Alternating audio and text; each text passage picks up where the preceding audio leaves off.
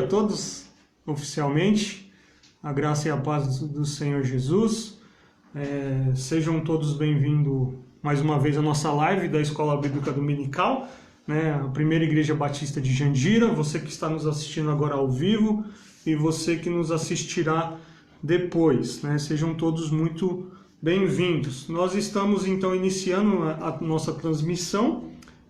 Como já temos dito, nós estamos estudando a carta de Paulo aos Coríntios, ou melhor, as cartas de Paulo aos Coríntios. Esse é o nosso tema, a gente usa como base essa revista aqui, Nós estamos possivelmente terminando a carta, essa primeira revista hoje, O nosso tema hoje é a lição 17, uso do véu e ceia do Senhor, com base no capítulo 11 de Coríntios, dos versos 2 aos versos 34. Então, possivelmente nós terminaremos essa revista hoje. Por que eu disse possivelmente? Porque o autor ele juntou dois temas aqui bem complexos e bem amplos.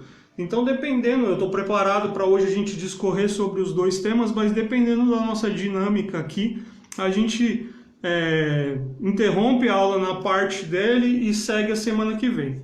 Dependendo do que a gente conseguir, a gente completa os dois temas aí, o uso do véu e a ceia do Senhor. Eu não quero correr, eu tentei fazer uma aula hoje para que a gente possa entender com um pouco mais de detalhe o que Paulo está nos dizendo aqui, Então vamos com calma, fiquem à vontade como de costume para fazer os comentários de vocês, as considerações. Na medida do possível aqui eu vou lendo e a gente vai debatendo, tá bom? Antes de começar, a gente vai continuar estudando os Coríntios na próxima revista e eu vou dar algumas instruções no final da nossa aula de hoje, tá? Então fica comigo aí até o final para que você saiba como vai funcionar a dinâmica da nova revista, do novo tema aí a partir da semana que vem. Dados os avisos, vamos orar pedindo a direção do Senhor para a aula de hoje. Pai, nós te agradecemos por essa manhã, por esse tempo aqui. Ó Pai, obrigado pela tua palavra. Ó Pai, pela oportunidade que temos de nos conectar, de nos reunirmos, ó Pai, mesmo que online, mas que nesse momento, ó Pai, ao abrir e meditar a sua palavra, o teu Espírito Santo tenha liberdade de ministrar os nossos corações. Queremos ser impactados, edificados, transformados e renovados pela tua palavra. Essa é a minha oração em nome de Jesus. Amém. Então vamos lá, a gente está, como disse, estudando o capítulo 11 de Coríntios. E como eu já disse algumas vezes, falei em algumas outras oportunidades aqui na IBD, nós tivemos um módulo das quartas teológicas que nós tratamos sobre isso, mas isso aqui é um ponto que eu gostaria de ressaltar na introdução da aula de hoje, A Bíblia, ela é composta de diversos livros, durante aproximadamente 1.500 anos, 40 autores escreveram da parte de Deus, e a Bíblia ela é composta e ela tem estilos literários diferentes. O que eu quero dizer com isso?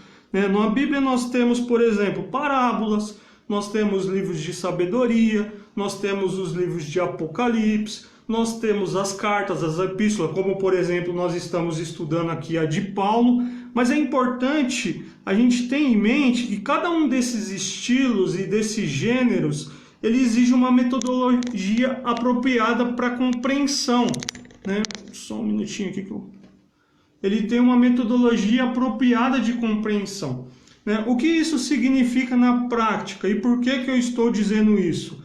Porque algumas vezes, para algumas pessoas e de uma certa forma, parece que as epístolas são fáceis de compreender, Mas ela não é tão fácil assim inicialmente quanto nos parece. Por quê? Porque existem situações, como nós já falamos aqui na carta aos Coríntios, em que o autor está tratando de algum tipo de comportamento local que precisava ser corrigido ou de algum erro de doutrina que precisava ser realinhado, Falamos também que muitas vezes Paulo está contrapondo o pensamento daqueles irmãos, que outras vezes ele está respondendo dúvidas da própria igreja que tinha chegado para ele. Embora obviamente, dentro desse contexto, né, as palavras fossem inspiradas pelo Espírito Santo e pertencente a todos os tempos, pois estão nas Escrituras, na palavra de Deus, elas foram escritas dentro de um contexto do autor e para o contexto dos destinatários da carta. E surge então diante disso uma pergunta para nós: aquilo que é cultural e pertence, portanto, ao contexto do autor, e aquilo que transcende a cultura e é palavra de Deus para todas as culturas e para todas as épocas. Obviamente, existem regras no estudo da interpretação bíblica para chegar a essa conclusão, que não é o alvo da aula de hoje, mas nós precisamos ter isso em mente, que a Bíblia é composta com estilos literários e que algumas coisas dentro das epístolas, principalmente, o autor está tratando no contexto da época em que ele está escrevendo. Então essa introdução é importante porque nós vamos hoje tratar do capítulo 11, o temido, vou brincando assim, o temido capítulo 11 de 1 Coríntios. E aqui é importante a gente fazer uma análise atenta ao contexto de Paulo e dos Coríntios, porque algumas dessas questões são bem relativas à época em que Paulo vivia, que a igreja de Corinto vivia, né? Mas ali também tem muitas orientações, muitos princípios a respeito do culto que tem validade para os dias de hoje, para todas as épocas. E é essa distinção que eu gostaria de nos provocar na aula de hoje, tá bom? Vamos junto nessa caminhada então? 1 Coríntios capítulo 11, deixa aberto aí, daqui a pouco a gente vai fazer a leitura, mas essa introdução ela é importante para a gente se situar dentro desse contexto. Nós já vimos até aqui o contexto da cidade de Corinto. Nós falamos que a cidade de Corinto era uma cidade importante, né? Era um grande centro, tinha uma população na época estimada entre 500 mil e 800 mil pessoas, os autores nos dizem isso. Era uma cidade portuária, tinham 2 portos, tinha um trânsito ali entre um porto e outro, era uma cidade comercial muito grande, né? Ali era uma cidade idólatra, tinha vários templos de adoração dentro daquela cidade, né? E ela era uma cidade multiétnica, ou seja, ela era formada de população mista. E além dessa população ser mista, por ser uma cidade que as pessoas não fixavam residência, as pessoas estavam em trânsito. Esse é o contexto geral da igreja de Corinto, né, da cidade de Corinto. Além disso, a igreja de Corinto foi a igreja que surge então naquela cidade. Ela foi estabelecida por Paulo ali na segunda viagem missionária dele. Ela era formada, como nós já vimos, constituída com uma grande composição multiétnica de gregos, romanos e judeus, mistura de classes sociais entre ricos, pobres e escravos. Era essa o grande contexto, a grande formação da igreja de Corinto. Paulo ele passou algum tempo ali em Corinto e depois ele saiu para continuar sua obra missionária, como de costume fazia. E algum tempo depois ele escreve essa carta porque havia recebido informações de um grupo de irmãos de diversas partes, de diversos problemas que estavam surgindo no contexto da igreja. E nós já vimos boa parte deles, nós já falamos aqui, e eu espero que você possa se recordar. Mas o primeiro problema que nós já vimos aqui era a divisão, o partidarismo. A igreja de Corinto era uma igreja muito dividida, né? Tinha uns que se gabavam por ser de Paulo, outros de Apolo, outros de Pedro. Era uma igreja muito dividida, né? Era uma igreja que negligenciava a disciplina. Nós vimos aqui, por exemplo, que um homem estava tendo relação sexual com a mulher do seu pai, com a sua madrasta, e a igreja tolerava isso, né? A igreja que tinha muitos problemas jurídicos, muitos processos nos tribunais entre cristãos, processando um ao outro, né? Era uma igreja que tinha problema de imoralidade sexual, né? E Paulo também responde a questões abordadas pelos coríntios sobre casamento, as questões do divórcio, celibato, respostas às questões de comida sacrificada a ídolos. Como dissemos até aqui, a igreja ela estava sendo influenciada pelo meio em que vivia, em vez de influenciá-lo. Na igreja de Corinto, o mundo estava ditando as normas e os comportamentos da igreja. Por que eu estou repetindo isso aqui? Primeiro, para que a gente possa relembrar, talvez eu já tenha esquecido, mas para que didaticamente a gente possa relembrar o contexto ali de Corinto. Mas segundo, e o mais importante de eu ressaltar tudo isso, porque todos esses problemas e questões da igreja de Corinto, eles desembocavam, impactavam no culto da igreja. O culto da igreja de Corinto era um culto em que não existia ordem, em que não existia reverência, em que não existia organização e que não tinha edificação, por conta dos problemas da igreja. Então Paulo, a partir do capítulo 11, agora que nós leremos daqui a pouco, ele entra agora para outra grande área de problemas, de controvérsia entre os partidos da igreja. O procedimento na igreja em relação ao culto, onde mais uma vez a liberdade estava sendo mal utilizada, né?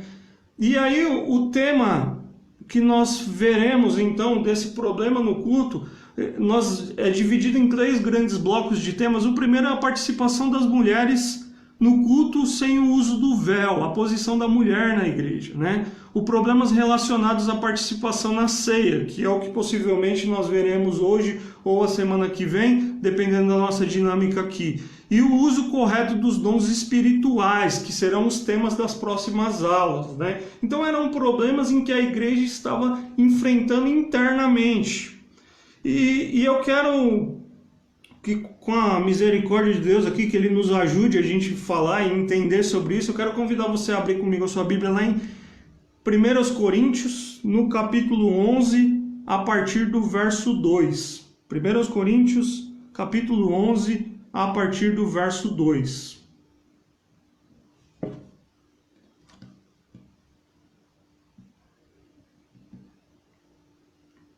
Diz assim a palavra do Senhor para nós: Eu os elogio por se lembrarem de mim em tudo e por se apegarem às tradições exatamente como eu as transmiti a você. Quero, porém, que entendam que o cabeça de todo homem é Cristo, e o cabeça da mulher é o homem, e o cabeça de Cristo é Deus. Todo homem que ora ou profetiza com a cabeça coberta desonra a sua cabeça.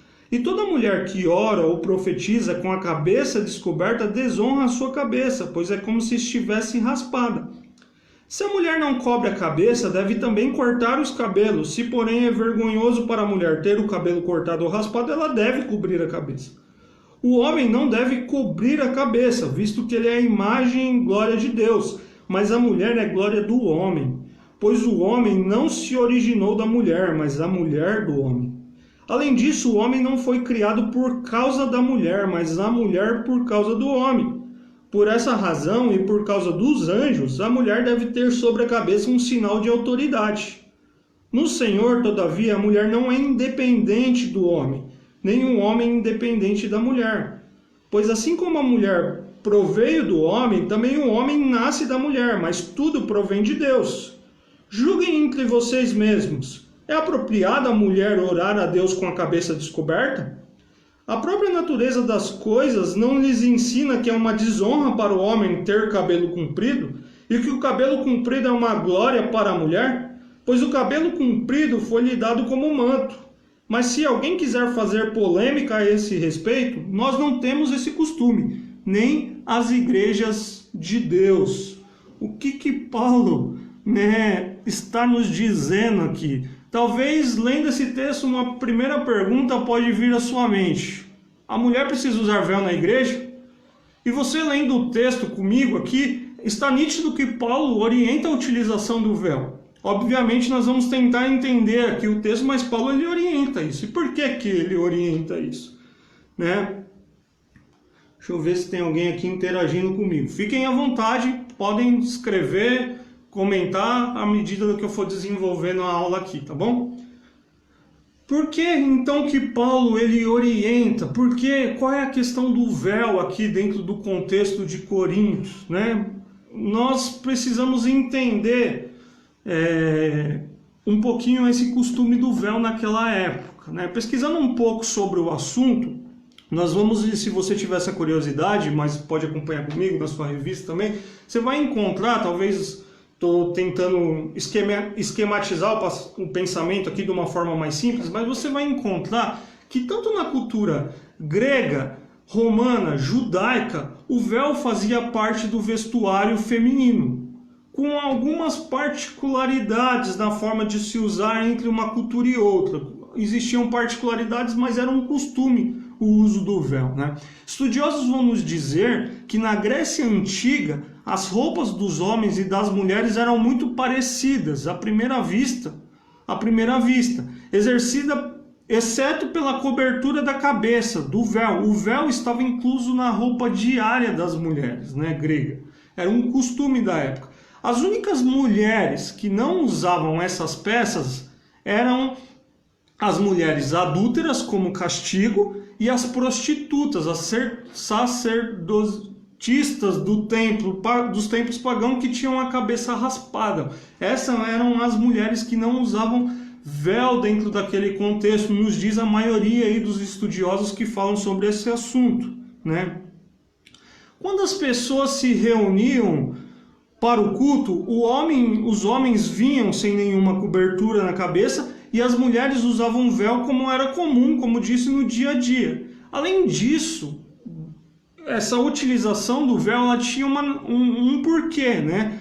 Cobrir a cabeça significava ser mulher de respeito e que estava debaixo da autoridade de alguém, seja do marido, de um pai ou de alguém com quem ela tinha um comprometimento. Então ela estava debaixo da autoridade de alguém, né? O véu ele servia como um símbolo de modéstia e para a mulher casada um símbolo de compromisso com seu marido. De uma forma muito geral, o fato é que as mulheres de Corinto queriam abolir o uso do véu, né? E no desejo de usufruir da liberdade, não queriam mais usar o véu. Poderíamos exemplificar dizendo que elas criaram um movimento como se fosse o chega de véu, abaixa o véu, não queremos mais véu. E estavam muvucando, estavam tumultuando a igreja por conta disso. Quando elas receberam o evangelho e aprenderam que em Cristo são livres, que elas não estão mais debaixo do jugo e das práticas da cidade de Corinto, muito possivelmente a reação imediata delas foi querer abolir o uso do véu, né? O Hernandes Dias Lopes, comentando sobre o assunto, ele usa uma ilustração bastante interessante. Ele diz assim, ó, uma mulher de Corinto participando de um culto público sem véu seria a mesma coisa que uma mulher chegar num culto hoje com trajes de banho. Olha que ilustração interessante para nós, né? Então, naquela época, uma mulher de Corinto, que para nós não tem problema nenhum, chegar na igreja sem uso do véu, seria como se hoje nós estivéssemos reunidos em culto e uma das mulheres chegasse na igreja com trajes de banho, né? Não é um costume nosso isso, né? Esses tipos de roupa. Assim como não era um costume da época a não utilização do véu.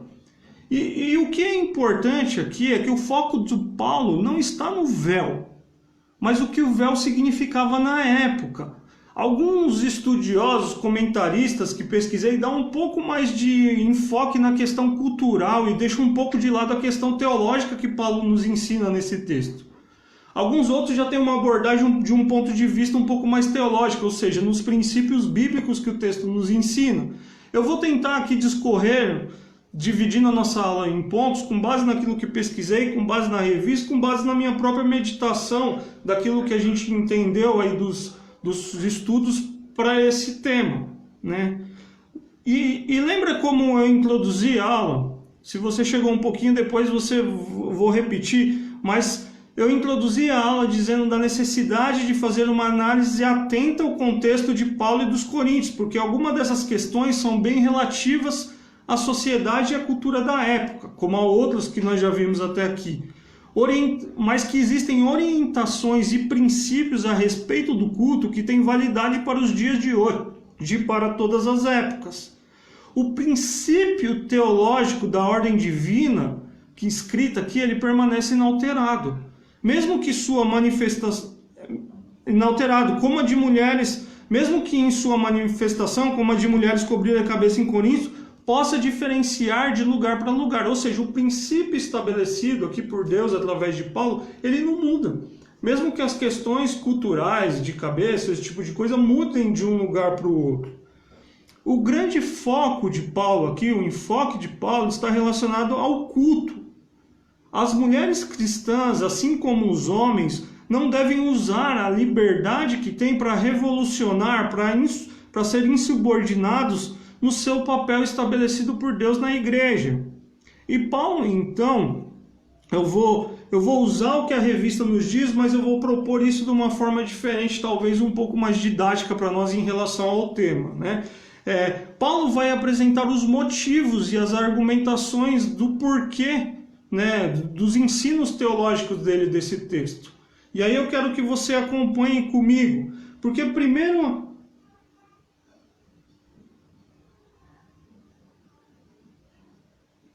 parei aqui só para acompanhar.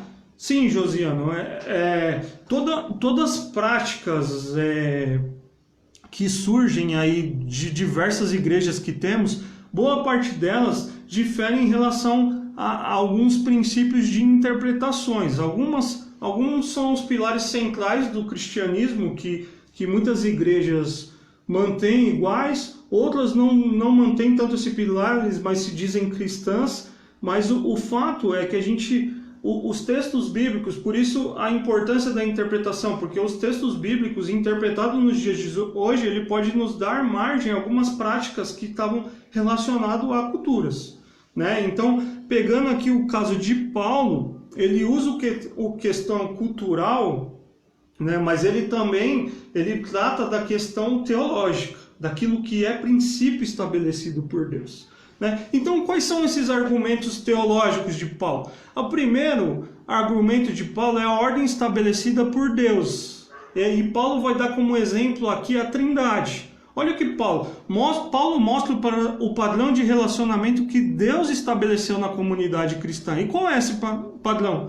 Olha como Paulo começa. Quero, porém, que entendam que o cabeça de todo homem é Cristo, o cabeça da mulher é o homem, e o cabeça de Cristo é Deus. Vou comentar isso, antes eu quero só fazer um parênteses aqui. Por que eu não li o versículo 1? Porque como o pastor Cristiano falou na aula passada, o versículo 1 do capítulo 11, ele está relacionado com o tema tratado nos capítulos anteriores. Então, a partir do capítulo 2, dentro da divisão aqui do que Paulo está dizendo, tá? Fechando parênteses, então nós vimos aqui, quero porém que entendam que o cabeça de todo homem é Cristo. O cabeça da mulher é o homem e o cabeça do Cristo é Deus. A hierarquia que Paulo estabelece, ela é divina, ou seja, é Deus, Cristo, marido e mulher.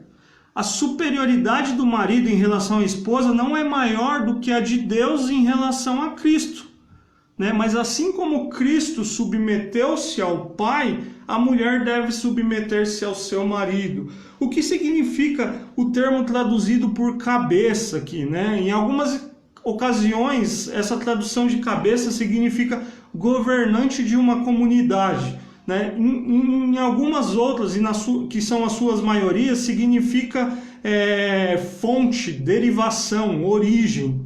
Não é ser melhor, não é superior, é de onde vem, qual é a origem. É isso que Paulo está nos dizendo aqui, né?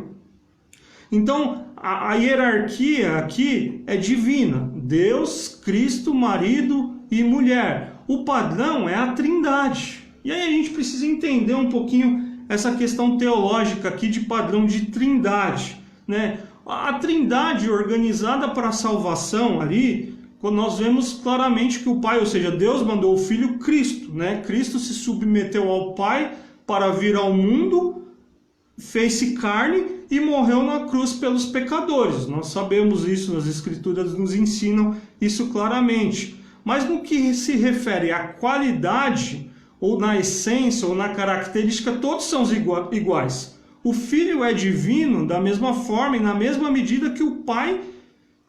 E isso também vale para o Espírito Santo, né? Eles são divinos. Um não é inferior ao outro em essência. O Pai e o Filho são iguais em essência.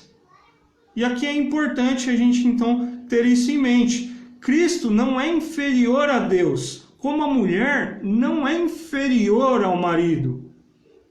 Eles possuem papéis diferentes, né? Homem líder, mulher auxiliadora, ajudadora idônea, distinção que foi estabelecida por Deus lá na criação. Isso não é cultural. Deus estabeleceu funções distintas para o homem e para a mulher. Esse é o argumento de Paulo. Isso não é cultural, foi Deus quem estabeleceu isso na criação.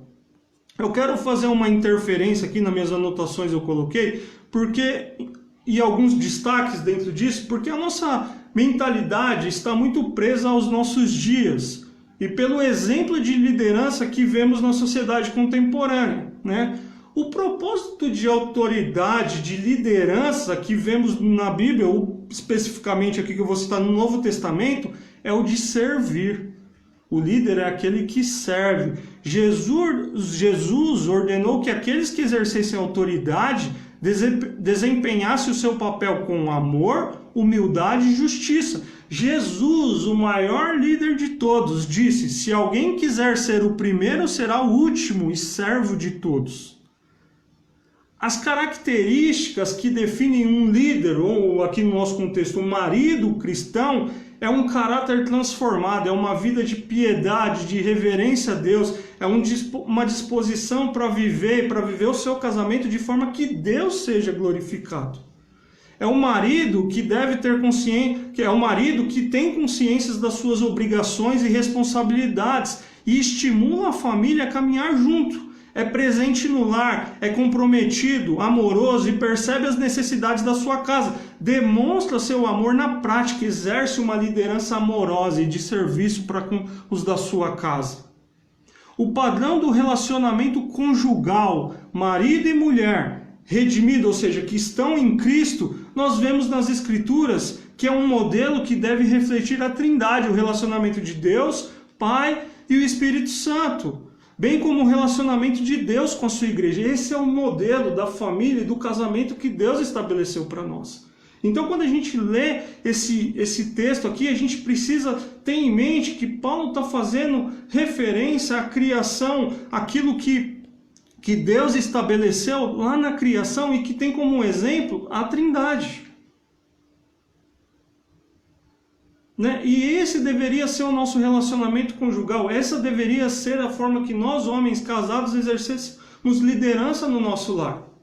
Então, fechando esses argumentos aqui, só para que a gente tenha em mente que quando Paulo diz aqui, ele não tem a mesma mentalidade de liderança que a gente tem hoje e que desenvolveu ao longo do ponto, que liderança é destaque, liderança é ser o mais importante, liderança é não sei o que alguns pensam que é. A Bíblia deixa muito claro o que é ser líder aos padrões de Cristo. Então esse é o papel do homem, né?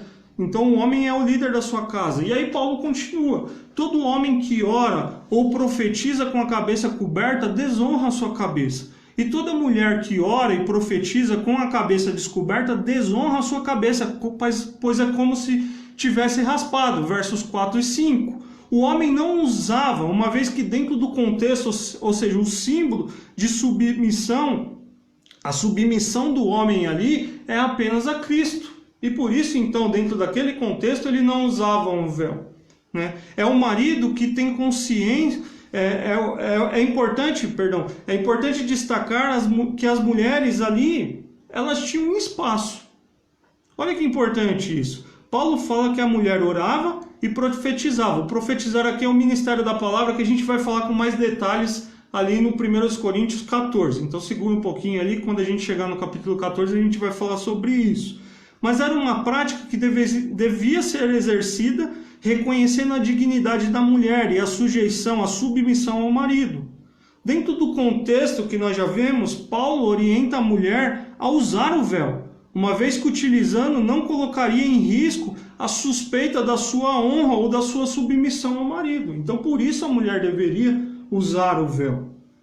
E aí no verso 6, para a gente continuar, parece que Paulo aqui ele fica um pouco bravo, né, com os rebeldes. Parece que ele vai usar de uma ironia. Olha o que ele diz: se a mulher não cobre a cabeça, deve também cortar o cabelo. Se porém é vergonhoso para a mulher ter o cabelo cortado ou raspado, ela deve cobrir a cabeça. É como se Paulo dissesse mais ou menos assim: você quer ser livre? Então não só tire o véu, ou não deixe de usar o véu, corte e raspe o cabelo também. E aí a gente precisa entender mais uma vez o princípio, ele não é cultural, mas o argumento de Paulo é cultural aqui dentro desse desenrolar, né? Se o uso do véu em sinal de submissão ao homem acontecia na comunidade secular, ou seja, era uma prática comum daquela sociedade, não havia razão para adotar algum tipo diferente dentro da igreja. E se a mulher então agisse assim, ela poderia, esse tirar o véu e raspar a cabeça, ser confundida como uma adúltera ou como uma prostituta do templo, dos templos idólatras. Então Paulo fala assim, já que vocês querem tirar, então sejam, eu estou parafraseando, então sejam confundidas com as adúlteras ou com as idólatras. Né? Esse é o discurso de Paulo aqui dos versos de 2 a 6.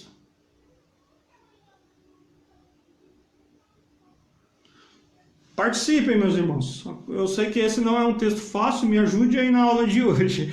Vamos lá. Segundo argumento de Paulo, a origem estabelecida por Deus na criação. Olha o que Paulo diz lá no versos 7 e 9. Volta comigo lá. O homem não deve cobrir a cabeça, visto que ele é a imagem...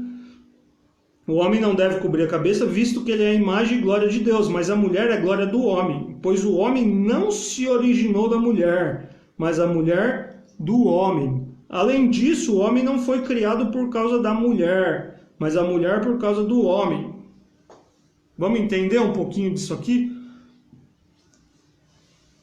Mais um argumento de Paulo aqui, e Paulo agora vai fazer menção à ordem estabelecida por Deus na criação. No primeiro ele deu como exemplo padrão de relacionamento de Deus com o filho, agora ele vai fazer menção à criação, né?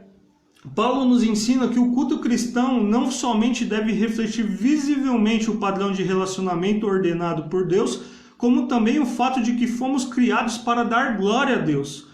No relato da criação, nós vemos o propósito divino em dar atribuições de papéis distintos para o homem e para a mulher. Se a gente voltar lá para Gênesis 1:26 ou para Gênesis 2:18 a 23, que fala da criação da mulher, nós vamos ver esses relatos sobre a criação da humanidade, que a humanidade, na verdade o homem, foi criado em imagem e semelhança de Deus. E ser imagem e semelhança de Deus significa refletir Deus, ser como Ele é, espelhar seu caráter. Paulo menciona aqui a razão por que o homem não deve cobrir a cabeça. É que ele é imagem e glória de Deus. E de acordo com os relatos de Gênesis 2, ele faz uma menção ali ao Gênesis 2 e ele apresenta então as diferenças, a distinção entre o homem e a mulher. O homem, Adão, no sentido genérico, é a imagem na glória de Deus, porque foi criado por ele para lhe proporcionar glória. A mensagem de Paulo é de que o propósito do homem é honrar e glorificar a Deus. Ele cumpre esse propósito ao não usar o véu. A esposa faz o mesmo em relação ao seu marido ao usar o véu. A mulher é a glória do homem, pois é um ser que deriva do homem. A mulher tem o seu lugar próprio, não é o lugar do homem. E aí você fala, nossa, que pesado isso, né? E talvez muitos utilizando dessa passagem de uma forma pesada, Paulo escreve um pouquinho, vai comigo no verso 1, 11 e 12, e depois a gente volta no 10. Olha o que Paulo diz. No Senhor, todavia, a mulher não é independente do homem, nem um homem independente da mulher. Pois assim como a mulher proveio do homem, também o homem nasce da mulher, mas tudo provém de Deus. O apóstolo ele harmoniza o ensino sobre essa questão das diferenças entre homem versus mulher na criação e lembra a posição de ambos em Cristo. A partir de Adão não teve um homem que não precede da mulher. O homem e a mulher são necessários um para o outro no Senhor. Na verdade, o homem e a mulher são necessários um para o outro. No Senhor, o homem deve sempre se lembrar que existe porque provém da mulher, e ambos de Deus. Essa ideia de homens e mulheres são necessários um para o outro no Senhor é que complementa isso quando nós estamos em Cristo, quando nossos pensamentos, quando o nosso coração, quando a nossa vida é redimida por Cristo e o nosso padrão é estabelecido por Deus, nós entendemos que o papel de homem de liderança não é subjugar a mulher, não é fazer da mulher um ser que o obedece em tudo o que ele quer, mas que eles entendem que homem e mulher se complementam, que são necessários um para o outro, são dependentes um dos outros. Eles são interdependentes e iguais, porque tanto o homem quanto a mulher provém de Deus. Ambos devem a sua existência a Deus. Em Cristo, os dois são um, totalmente ligados em si, inseparáveis e interdependentes. Há um autor, David Prior, já citei algumas vezes, o autor da revista Cita também, ele diz assim: a adoração cristã é mais bem expressa quando juntos os casais são ao Senhor. A adoração cristã é mais bem expressa quando juntos os casais dão ao Senhor de modo visível a glória de suas próprias vidas interdependentes. Que lição para os nossos dias, né? A gente olha aqui e muitas vezes, talvez um primeiro olhar possa ser preconceituoso, talvez um primeiro olhar possa ser, nossa, como é duro o discurso de Paulo. E de fato é duro, mas olha como Deus usa a vida de Paulo para que hoje nós fôssemos impactados por isso também, né, pela palavra. E ele fala assim, ó, a referência é o padrão de Deus com Jesus. E aí ele fala assim, a referência é aquilo que Deus fez na criação. Mas essa criação que agora está distante de Deus por conta do pecado e que muito do que faz não provém do papel de Deus, precisa entender que em Cristo os dois são um. Eles se complementam, porque tudo provém de Deus. O homem e a mulher provém de Deus. O casamento provém de Deus. E como a gente precisa lembrar disso nos nossos dias? Deixa eu ver se vocês ainda estão aqui comigo.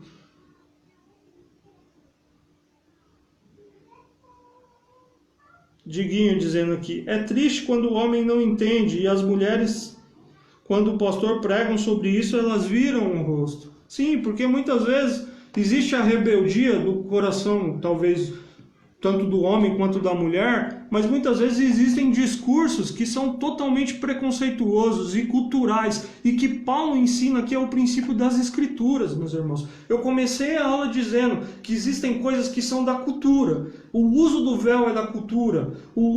A prática do homem não usar é da cultura. O homem que usava muitas vezes o turbante humilhava aquele, não é turbante, não lembro a palavra, mas usava a cobertura, era muitas vezes ligado a um adorador pagão. Existem várias coisas da cultura que eu resumi aqui, mas que estão presas à cultura. Mas o princípio que Deus estabelece está na palavra. E o argumento de Paulo é na palavra. Vamos voltar, por exemplo, para aquilo que nós falamos lá no capítulo 9, quando nós falamos que Paulo abre mão dos seus direitos. Ele justifica os seus direitos onde? Na palavra.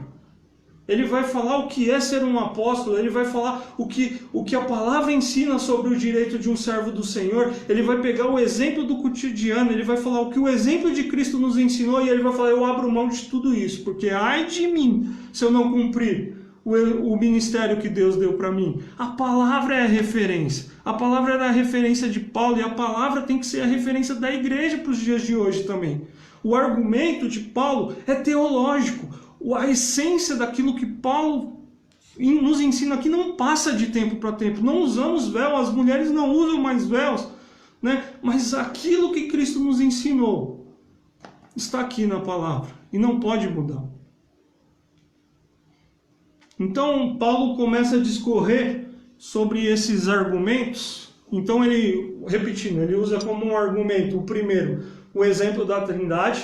Ele vai para a criação e, dizendo aquilo, parecia um discurso pesado, ele harmoniza isso, dizendo quem nós somos em Cristo, que homens e mulheres são independentes, interdependentes um do outro, precisam caminhar juntos, e não pode existir essa independência. Lembra do significado do véu. Paulo está tratando de um véu que significa honra, que significa compromisso, que significa estar comprometido com alguém, que significa estar debaixo da autoridade de alguém. Esse é o pensamento de Paulo a construir o texto, né?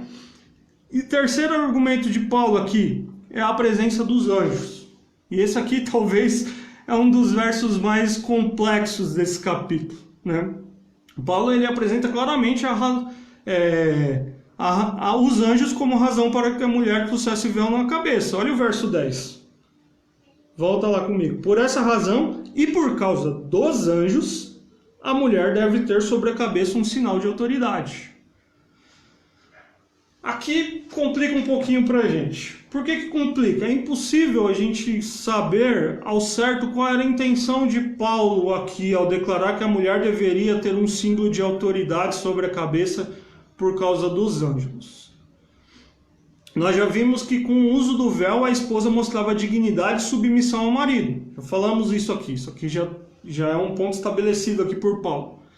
Mas ao longo do tempo surgiu-se algumas interpretações do que Paulo estava querendo nos dizer aqui. E 3 são mais importantes, e talvez é importante a gente ter isso como pano de fundo aqui da nossa aula de hoje. A primeira interpretação que surgiu, ou não sei se necessariamente nessa ordem, mas rabinos antigos, né, antes mesmo até de Cristo, eles entendiam que os anjos aqui vinham de uma linha de interpretação desses rabinos, que está lá em Gênesis 6, de 1 a 3, sobre os anjos caídos, né, que tiveram relações com as mulheres, que há uma grande polêmica sobre esse texto de Gênesis 6, que não é o nosso foco aqui, mas que há muitas interpretações, e que esses anjos eles caíram e tiveram relações, de onde vieram gigantes, enfim, eu vou simplificar aqui, mas que esses anjos eles caíram porque eles se sentiram atraídos pelos cabelos longos das mulheres, pelas tranças das mulheres. Então isso é uma interpretação que existe, ela é antiga e estava muito presente dentro do contexto judaico. E alguns vão dizer que Paulo estava influenciado por esse pensamento, o que não nos parece muito lógico, porque Paulo em todos os seus argumentos, ele tem um argumento muito mais cristão do que das suas práticas judaicas, né? Então esse é um argumento que me parece não muito válido, mas isso eu estou colocando aqui porque existe, tá? O segundo, não sei se em ordem de escala, mas uma segunda linha de interpretação é que o termo traduzido, isso é claro, como anjo, é mensageiro, e que talvez Paulo pudesse estar se referindo a mensageiros, ou seja, pessoas que vinham de outras cidades, que visitavam a igreja de Corinto, e que Paulo não queria que a igreja transmitisse a ideia de uma pluralidade, de uma diversidade religiosa. Então Paulo está preocupado com isso, né? E uma terceira linha de interpretação é que Paulo está tratando do culto. E talvez do ponto de vista dos anjos são aqueles interessados pela salvação do homem, né? Não que sejam anjos que devem ser adorados, né? Como o próprio Paulo ensina aos Colossenses. Refere-se aos anjos bons que estão presentes nos cultos de adoração, uma vez que vivem na presença de Deus. Basta olharmos para Isaías capítulo 6, quando Isaías tem uma visão da majestade de Deus ali, ele vê anjos adorando ao Senhor. Então essa parece ser uma interpretação um pouco mais coerente, né, com os ensinos tanto do Antigo quanto do Novo Testamento. Mas o fato é que a gente não sabe e não podemos afirmar propriamente aqui o que Paulo está nos ensinando, né? Então, a insubordinação das mulheres ofenderiam, dentro do que Paulo está nos dizendo aqui, esses anjos sob a orientação de Deus, que adoram a Deus ali, né? E que são bons e por isso não conhecem insubordinação. Então estou colocando os pontos de vista, porque o autor da revista ele colocou só um parágrafo aqui, até porque eu entendo o seu propósito aqui na aula, mas é interessante a gente saber que existem essas interpretações. Irmã Lúcia, pastor, cabelos compridos é uma questão de doutrina ou de cultura? Vamos esperar mais um pouquinho, Lúcia, eu vou chegar lá, eu não vou responder, tá? Mas eu vou responder... Deixa eu ver se é agora. É agora. Versos 13 a 15. Olha o que Paulo diz lá.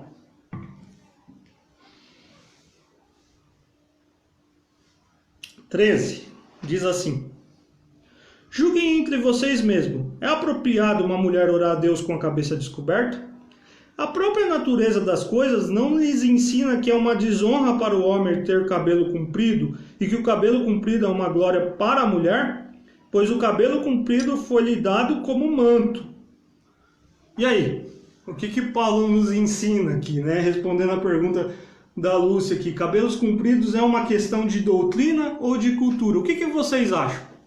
Vou deixar vocês participarem. Eu vou responder, tá? mas eu quero deixar vocês participarem aí, que o feedback de vocês é muito importante. Eu sei que se eu tivesse aí na aula, talvez eu ia falar, fala um de cada vez, não tem problema, né? Mas participem, não tenham medo de dizer o que pensam a respeito disso. E é importante, essa pergunta é uma pergunta muito relevante para os nossos dias, porque disso surgem práticas, né? Surgem preconceitos, surgem culturas estabelecidas. O que vocês pensam sobre isso?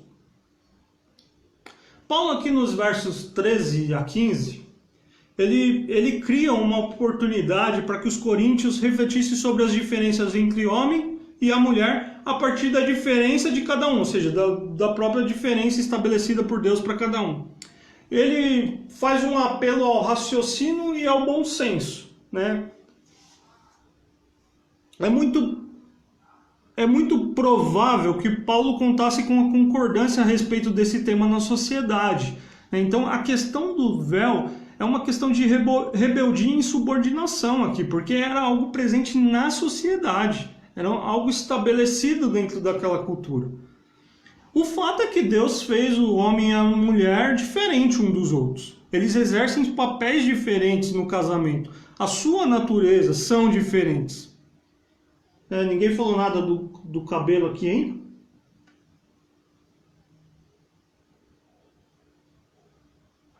O Pastor Júnior colocou aqui, a mulher é protagonista, ativa e não passiva. Interessante. Ela profetiza, ora, é idônea, participa em todas as conquistas do homem, também tem suas conquistas. Sim, né?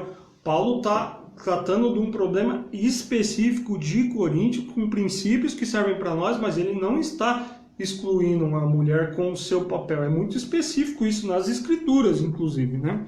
Das suas próprias cultura. Vamos lá. O que nós podemos responder à questão desse costume e práticas de cabelo comprido ou cabelo curto? Naquela cultura cultural, a prática era mulheres cabelos compridos, longos, usavam-se os véus, né, nessa questão de que nós já falamos, e de símbolo, né, de sujeição, no sentido de estar debaixo de autoridade de alguém, mas isso não é uma autoridade no sentido de ser uma autoridade subjugar alguém, né, mas os homens tinham cabelo curto, né, o que nos dizem aí a maioria dos estudiosos. Cabelo comprido naquela época, para os homens, ele entoava um papel de um certo de ser um homem feminado, de querer agir como mulher. É o que os estudiosos nos dizem sobre isso. No nosso tempo, na nossa época, nós não vivemos isso, né? A nossa, não sei se o termo melhor seria esse, mas é o que eu estou lembrando agora, mas o nosso papel, a nossa sexualidade, ela não é definida pelo tamanho do nosso cabelo, né? Isso, até certo tempo, eu me lembro que existia um certo preconceito na nossa sociedade, mas isso é uma questão cultural que vai se passando ao longo dos anos. Então, tanto o homem ter cabelo comprido quanto a mulher ter cabelo curto não faz do que o homem não seja masculino na sua essência, né? E o cabelo curto da mulher não faz com que ela seja feminina, né? Não muda as suas práticas, né? O Paulo estabelece aqui, e o que é importante a gente ressaltar aqui, porque é difícil, essa pergunta é relevante porque é difícil de fato responder, até que ponto isso é culturalmente universal. Mas o princípio que Paulo nos ensina aqui, que isso sim é universal e não aquilo que é cultural, Deus fez o homem e a mulher diferentes, ponto. E cada ser humano deve dar glória a Deus, sendo que Deus planejou que ele fosse. E aí eu pego um gancho com o comentário do pastor, né? A mulher sendo companheira do homem, com as conquistas do homem e tendo as suas próprias conquistas do jeito que Deus fez cada um, e ambos se complementando, né? Então, assim,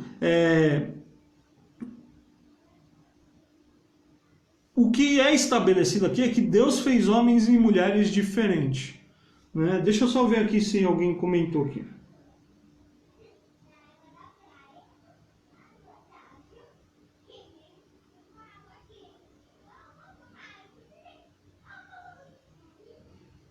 Pastor Júnior, cabelos compridos eram culturais, mas tinham naquele momento simbolismo doutrinário. Sim, exatamente o que eu estou colocando aqui, né? Na questão de que na cultura deles era um estabelecido que homens com cabelo comprido, né, tinham um certo problema da sua masculinidade. Mulheres com cabelo curto poderiam ter outros problemas, né? Isso estava estabelecido. Mas o princípio por trás aqui do que Paulo nos ensina, o que ele faz eles pensarem no bom senso da época lá e no seu próprio raciocínio, é aquilo que Deus estabeleceu. Homens e mulheres, diferente.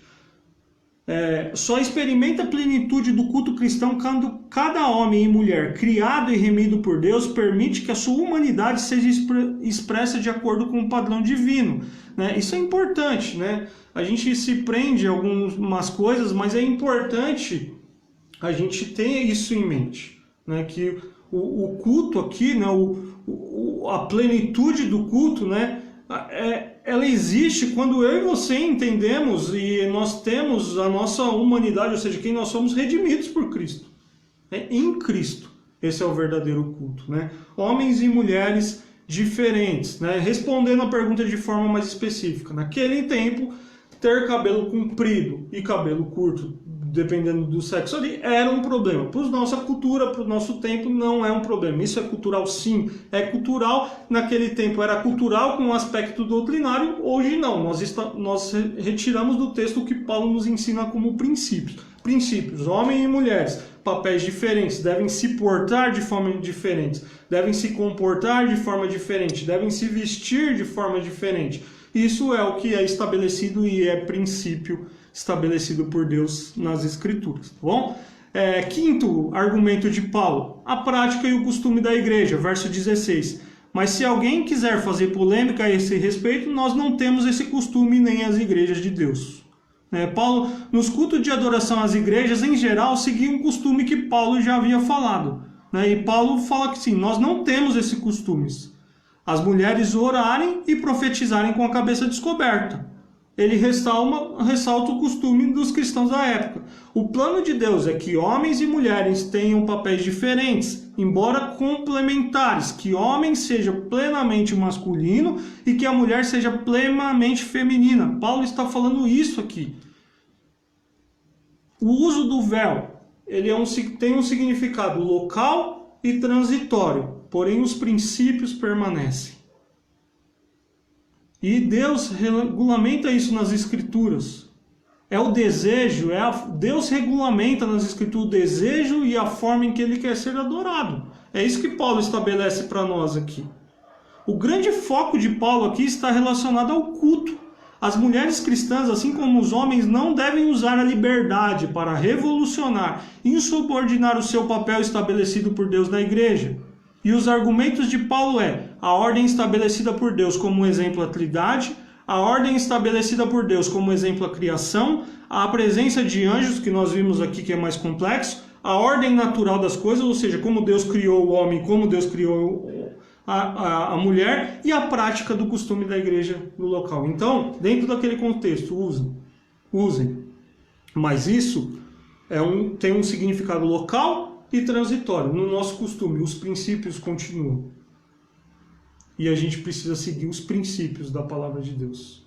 Aí, se você pegou a aula mais para o final, você precisa voltar para a introdução da aula.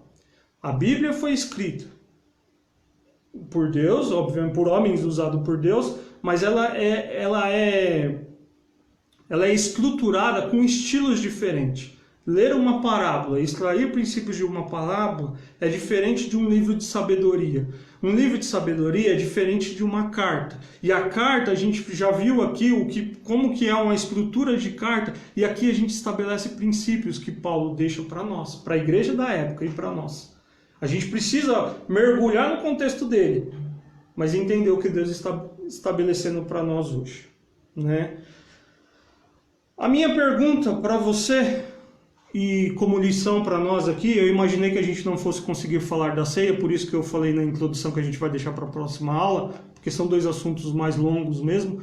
A minha pergunta para você é, como você tem se apresentado? Tem apresentado o seu coração na presença de Deus? Porque essa para mim é a grande pergunta aqui. Como tem sido os nossos cultos ao Senhor? A gente pega um foco muito grande aí dessa questão cultural, esse tipo de coisa, mas meu coração, talvez não é cabelo, talvez não é véu, talvez não é forma de se vestir, mas é um coração que tem que ser apresentado orgulhoso, insubmisso ao Deus. Maridos que não entendem o seu papel no lar, esposas que não entendem o seu papel no lar, pessoas que não têm como padrão de vida a referência da palavra de Deus e do Deus que o criou. E aí como você se apresenta na presença de Deus? Olha como Paulo vem numa construção e aqueles problemas todos que a igreja enfrentava, desembocava aqui no culto. Partidarismo, rebeldia, imoralidade, libertinagem, secularismo, e agora impactava no culto deles ao Senhor.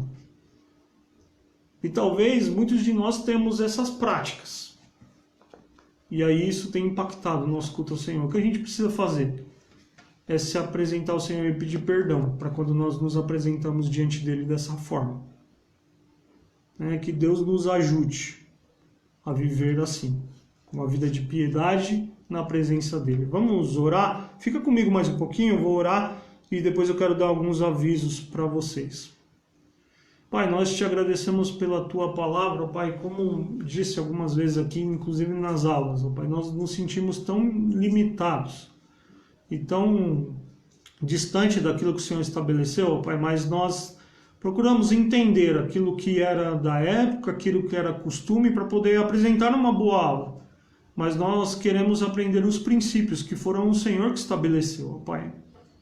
Que aquilo que o Senhor estabeleceu ali para a igreja de Corinto como princípio, Pai, sirva para as nossas vidas, serve, e que nós nos apliquemos em nossas vidas nos dias de hoje. Pai, que possamos olhar para o papel do marido e da mulher, ó, Pai, como referência à Trindade, que ela possa ser nossa referência. Que possamos olhar para o padrão que o Senhor estabeleceu na criação e que, por conta do pecado, foi deturpado e que em Cristo pode ser redimido, como Paulo nos ensinou. Que possamos nos portar com decência diante do Senhor na nossa adoração. Que possamos nos vestir decentemente, que possamos nos comportar decentemente, ó Pai. E que possamos respeitar, Pai, aquilo que o Senhor tem colocado como um tempo em que nós vivemos igreja, Pai. Que possamos, não sejamos rebeldes naquilo que está estabelecido na Tua palavra. Nos ajude com a Tua graça e com o Teu amor. Em nome de Jesus, amém. Amém?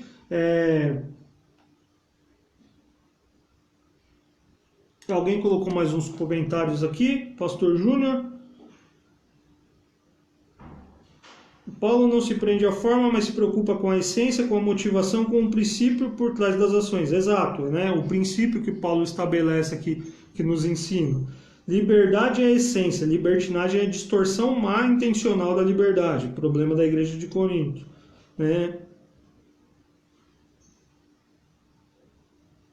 Irmão Raimundinho, não adianta essa toda paramentada no culto e fora do culto sua postura está fora dos padrões de Deus. Que está dentro do que o pastor Júnior falou. Enfim, pessoal aqui elogiando, que Deus seja louvado e que a gente possa aprender da palavra dele. Falei que iria dar alguns avisos, Instruções ao novo, esse momento que nós estamos vivendo e ao novo formato da EBD. Serei rápido, meu tempo aqui já tenho 1 minuto, 2 minutos, mas eu vou ser muito breve. A gente, a semana que vem, vai continuar falando aqui da ceia do Senhor dentro do capítulo 11. E a partir então da próxima semana a gente começa uma nova revista. É uma sequência dessa que nós estamos estudando. Carta aos Coríntios, nós vamos estudar do capítulo 12 até o final do capítulo 2. Vai abranger a segunda parte da carta que nós não temos na primeira revista e o capítulo 2 de 2 aos Coríntios. Nós, como diretoria e como liderança da igreja de uma forma geral, pelo momento que nós estamos vivendo, nós estabelecemos a EBD de uma forma um pouco diferente nesse período. Então vocês têm acompanhado que normalmente a EBD é através de uma live dos adultos, a EBD mais ampla aqui, através de uma live no Facebook. As aulas estão sendo ministradas pelo núcleo pastoral da igreja e a EBD dos adolescentes está sendo através do Zoom e tem um grupo de professores ali que está com Cris nos auxiliando nesse processo. Quando a gente voltar à nossa prática normal da EBD, ou voltar às atividades no templo, que a gente ainda não tem uma data definida, a gente vai precisar fazer algumas adequações. E muito possivelmente a gente vai continuar transmitindo as nossas EBD, mesmo que tenha um grupo ali no templo. Então, pensando nessa dinâmica nova e para não excluir ninguém por questões de custo, nesse segundo modelo de EBD nós não compraremos revista para os alunos. Aí você vai me dizer, mas como que eu vou estudar, Bruno? Vocês têm visto que a gente está estudando o texto bíblico, Então, no final de toda a aula, o professor vai falar o capítulo da aula seguinte. Por exemplo, eu vou falar do capítulo 11, dos versos 17 até o verso 34, que é a sequência do capítulo 11, que você ainda tem na sua revista, tá? Então, todo final de aula, o professor irá falar do tema da aula seguinte. Você lê na sua Bíblia dicas de leitura. Leia uma vez para conhecer, leia a segunda vez grifando algumas coisas e leia uma terceira vez fazendo referência àquilo que nós já construímos até aqui. Anote as suas dúvidas. Se aquilo que for exposto na aula não suprir aquilo que você tem com dúvidas, você pontua aqui no comentário da live. E se aqui o tempo não for possível, você pode nos mandar e a gente vai tentar responder as perguntas aí. Então essa vai ser a nossa dinâmica nesse período. Então essa próxima revista vai ser desse formato. A gente continua, por enquanto, com as lives sem os alunos. Quando voltar, sem os alunos presenciais, obviamente. Quando voltar, o presencial vai ser parcial, porque a gente vai ter uma limitação, estamos estudando essa adequação e a gente vai continuar transmitindo. Então você acompanha através do texto bíblico, fazendo uma leitura e qualquer dúvida você pode falar conosco aí, a gente está à disposição. Vai ser um período de adequação, mas um período muito útil também, tá bom? Então esse é o meu aviso. Que Deus os abençoe, eu acho que eu complementei todo aqui. O pastor Júnior está complementando assim, a revista ela vende diretamente na editora, Se cada um quiser comprar, você tem a liberdade ali de comprar a revista. O custo dela deve ser 8 e pouquinho, mais o frete de envio. Então também você tem essa liberdade de comprar a sua própria revista, tá bom? Qualquer dúvida você pode falar comigo, estou à disposição e a gente vai se ajustando nesse tempo, tá bom? Deus te abençoe. Um excelente domingo para você, um abraço e até mais tarde.